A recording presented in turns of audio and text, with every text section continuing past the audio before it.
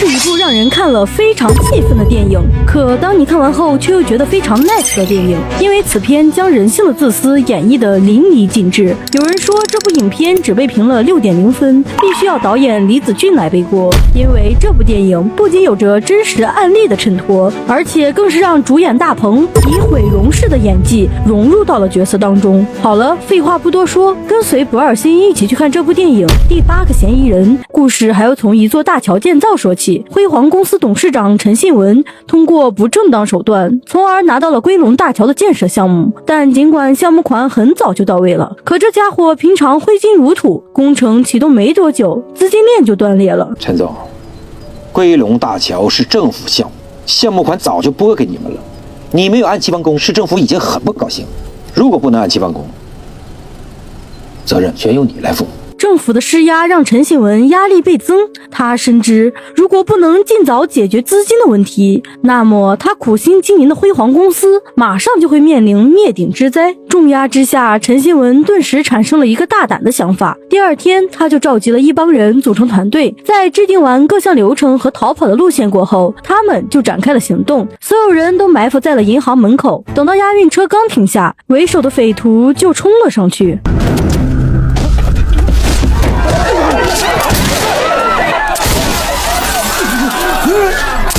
虽然每个押运车都有安保人员，可在90年代，运钞车防御体系并不完整，再加上劫匪的突袭，整个过程没有超过5分钟，不仅车内的1500万现金被抢，而且3名安保人员也被射杀。事后，他们从容不迫地驾车逃离现场，来到码头和陈信文会合。梅艳，我们到那边先躲一躲，你想想办法，你帮我把媳妇弄过去。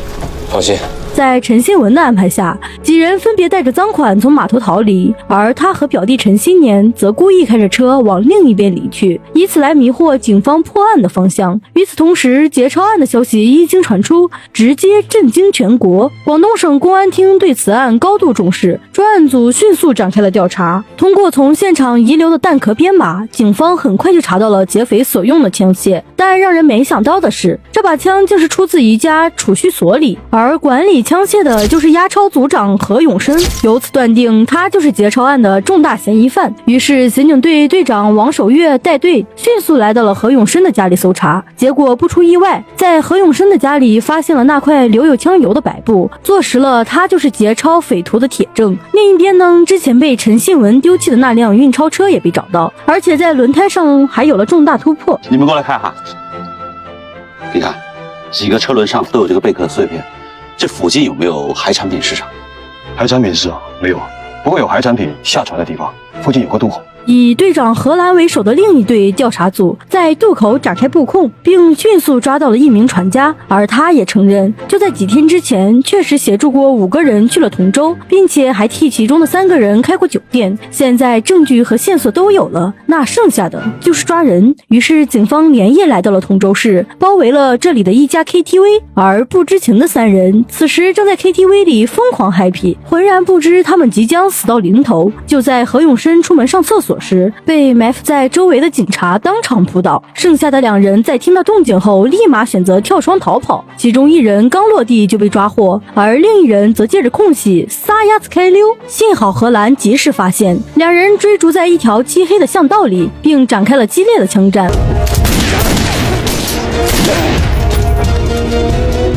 为了掩护群众，荷兰不惜身中1枪，只能眼睁睁地看着匪徒逃跑。而此时的他无力地倒在了地上，在意识即将消散之时，他用尽全身力气把配枪拆解，分散装进了身上的口袋里，随后永远地闭上了双眼。在生命的最后一刻，荷兰始终没有忘记警察的职责。他深知自己牺牲后，如果武器完整被拿走，将会对社会造成不可估量的危险。另一边本以为安然无恙的陈信文，此时突然接到了一通电话。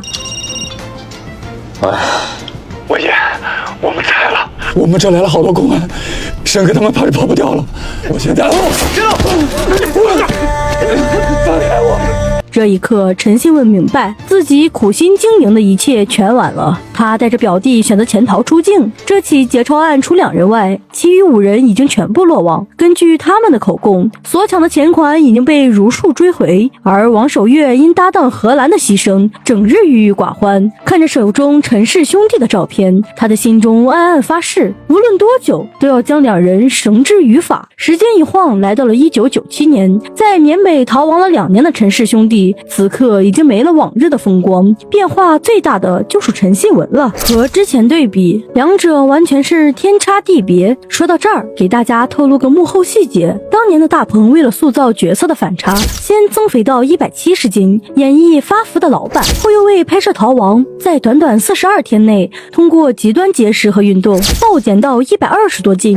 这一细节仿佛为这个角色赋予了灵魂。从老板到苦力，陈信文已不是发号施令的领导，而是一个靠体力求生的底层人。由于表弟陈新年体质较差，白天在工作时突然晕厥，这让陈信文意识到，如果不回国，那么他们早晚会长眠在异国他乡。可一旦要选择回去，就必须先搞一个新的身份。晚上他在工勇莫志强那里买药时，无意中看到了对方的身份证。这一刻，陈新文仿佛是像抓到了救命稻草，人性的自私在他的心里被无限放大。经过一夜的考虑，他狠下了心来。求生的欲望促使陈信文再次犯下了罪孽，而陈新年在看到哥哥如此残忍的一面后，精神瞬间崩溃。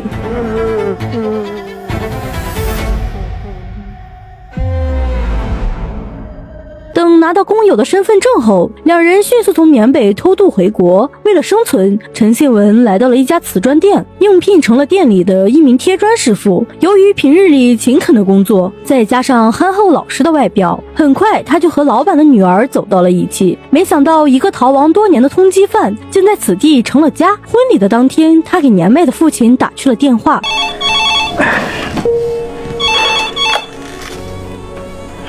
喂。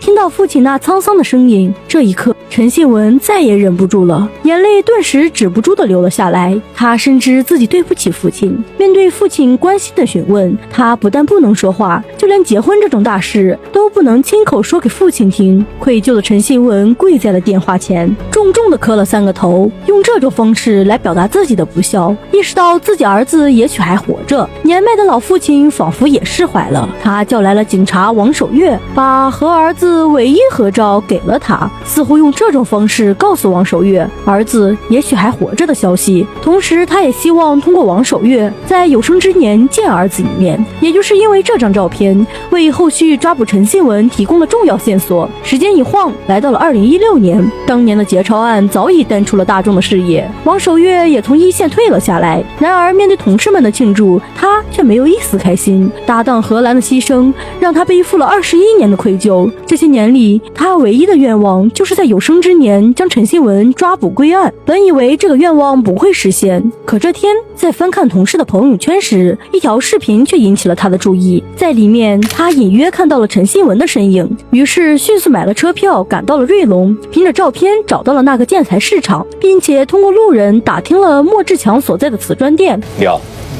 我想找莫志强。哦，他出去工作了。你是？哦，我是他老乡。老板。老乡？哎，老板，我是他老婆。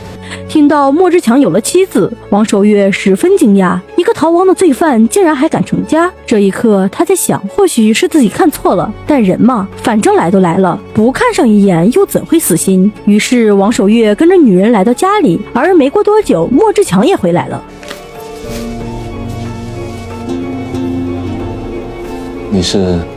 你不认得我？我是王哥。志强，你真的忘了吗？王哥，王守月胡乱编的身份却被莫志强认可，这一刻他确信眼前的莫志强就是陈信文。晚上的饭桌上，气氛显得有些尴尬，两人面对面坐着，却说不出一句话。直到王守月拿出那张照片，陈信文这才反应过来，自己已经完全暴露。等到王守月走后，妻子杨芳不停地询问陈新年，想要弄清楚这一切。因为在饭桌上，两人的对话明眼人一听都有故事，但陈信文却以讨债为由骗过了妻子。而在当天夜里，王守月就把消息通知了警队。可由于没有直接证据证明莫志强就是陈信文，所以王守月决定按兵不动，先把陈信文监控起来。可他的举动也引起了杨芳的注意。为了搞清楚事情的真相，他堵住了王守月。知道你是谁？你知道我是谁？知道，你就是来要钱的嘛。我们欠了债，我们会还。你告诉我们欠了多少钱，我们就算是倾家荡产也一定会还给你的。你能还吗？他叫陈信文，旁边那个是他堂弟。其实一开始，王守月并不想让杨芳知道真相，因为这对一个女人来说太残忍了。生活了10多年的丈夫竟是逃亡的劫匪，无论换作是谁，估计都承受不住。不过凭借王守月的一面之词，杨芳还是选择相信丈夫。可直到她见过陈新年，从他口中得知了所有的一切后，她才相信原来王守月说的都是真的。这一刻，她崩溃了，内心中的委屈难以言喻。夜晚，天空中的烟花无比的灿烂，但此时的两人却显得十分凄凉。女儿还小，不能没有父亲。为了孩子，杨芳决定让丈夫继续潜逃。可这一前提必须先解决表弟陈新年，只有他死了，莫志强这个身份才能继续伪装下去。揣着难以抉择的心情，陈信文给表弟点了一根烟。此时的陈新年也明白他的意思，主动把脖子上的毛巾递给了哥哥。自从选择打劫的那一刻起，这么多年来，他都好像被困在监狱里一样，走也走不出去，和尸体没什么区别。这样的生活还不如早点结束。面对人类生存的本能，陈信文到底还是选择了一条道走到黑，因为早已不是孤身一人，现在的他是丈夫，是父亲，所以他没得选择，只能对不起弟弟了。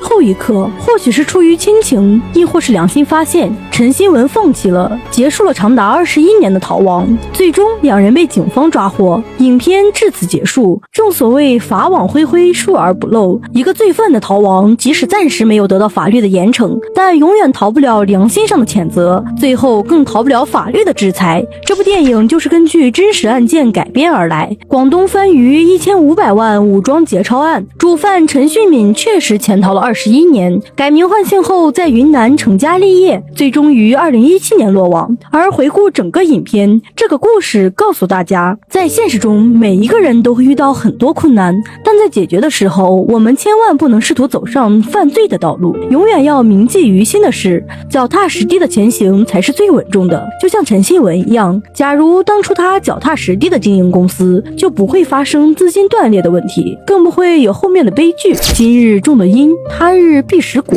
最后还会连累了家人吃苦受难。影片中陈信文的父亲直到去世的那一刻都没见儿子一眼，他的妻子和女儿原本有一个幸福且温馨的家庭，可因为陈信文的过错，却遭到如此的打击。这种事情无论放到哪一个人身上，估计都难以接受。好了，今天的故事讲完了，不二心期待与你的下一次见面。